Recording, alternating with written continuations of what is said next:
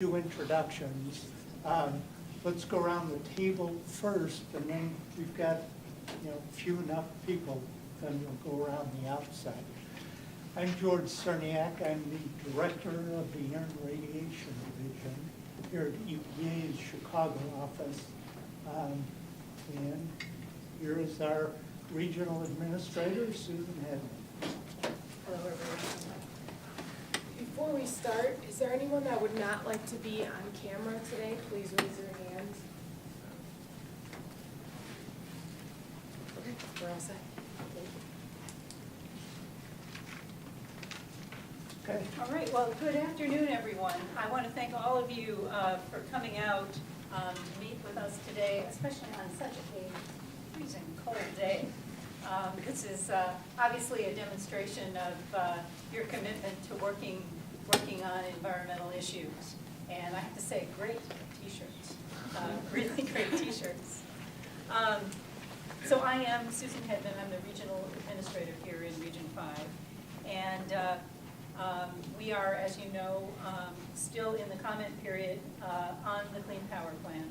And so our meeting today will be docketed as part of that meeting.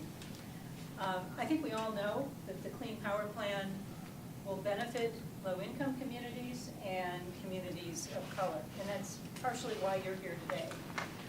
Those neighborhoods are already overburdened by pollution from power plants. And we know that through the Clean Power Plan and other EPA standards that have been adopted really quite recently, that we're making changes in that area. And we also know that the Clean Power Plan can be made better with your help. As we've developed the Clean Power Plan, it has gone through several revisions before the current version that was finalized, and that's in large part due to the large number and excellent public comments that we have received on the other portions of the Clean Power Plan. We received more than 4.3 million comments on the Clean Power Plan. And as you know now, the portion of the Clean Power Plan that's out for public comment is the federal implementation plan and the trading rules. And I think our comment period on that closes on Thursday night at midnight, is that correct? Correct. And I understand that you are planning to submit your comments on that. And I expect that when the Clean Energy Incentive Plan is put out for comment later in the year, that's something that will also interest you, and we'll be interested in getting your feedback and comments on that as well. So my real purpose here is to hear from you. So I am going to stop talking and listen to you. And I do need to apologize in advance. I can only stay until 2:30. I have, as you might have heard, there is a lot of stuff happening in Flint right now, and that is a crisis that we have been dealing with for the past several months here. And I have a call that I need to get on at 2:30. And I'm sorry about that coming up. So please, let's begin. Whoever you would like to have start. Well, thank you very much, Administrator. On behalf of myself, all of the organizations and individuals here, and the Climate Justice Alliance, we greatly appreciate you taking the time to have us here and hear us talk. We have amazing representation here from Illinois, Indiana, Michigan, Minnesota, Wisconsin, and Ohio. We're all very proud to make up part of Region 5 and the Midwest. So my job today is to help facilitate the conversation and do introductions of folks who will be speaking and let folks speak about how this is impacting them in their region. So I don't know if we still want to do the introductions or should we jump right in? Why don't you get right in? Okay, perfect, since we only have the... But I can hear as Perfect. much as possible. Perfect. So first and foremost, my name is Kim Wasserman, and I'm the Director of Organizing and Strategy at the Little Village Environmental Justice Organization. And again, we are members of the Climate Justice Alliance. To start us off, I'm going to have Juliana Pino, our Policy Director, speak about what is our power plan and what this means for us. So, Juliana. Everyone, thank you for being here. So briefly, I'll give you the rationale for this report.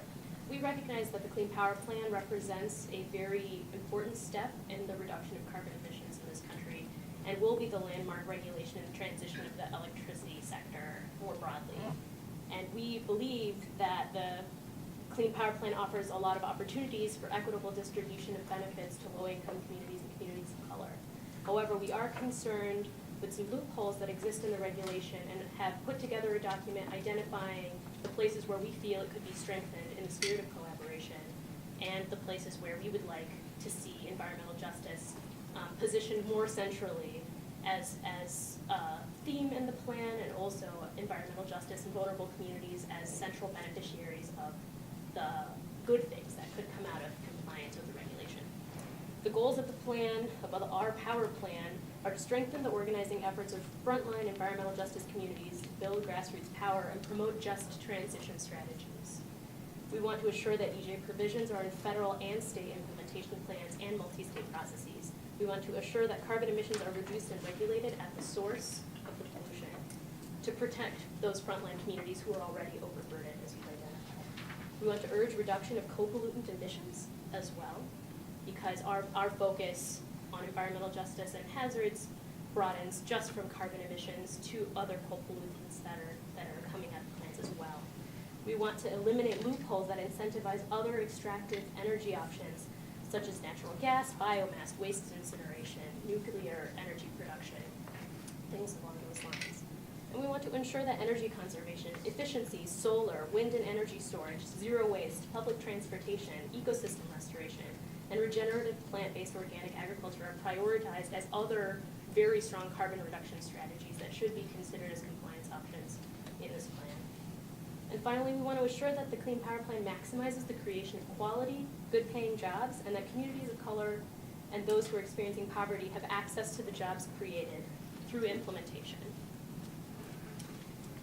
And briefly, I'll go through our assessment of the major flaws in the plan, and then I'll go through the headline proposals that the plan suggests. I won't go through the details of those sections since we have limited time, but if you have any questions, please, always open.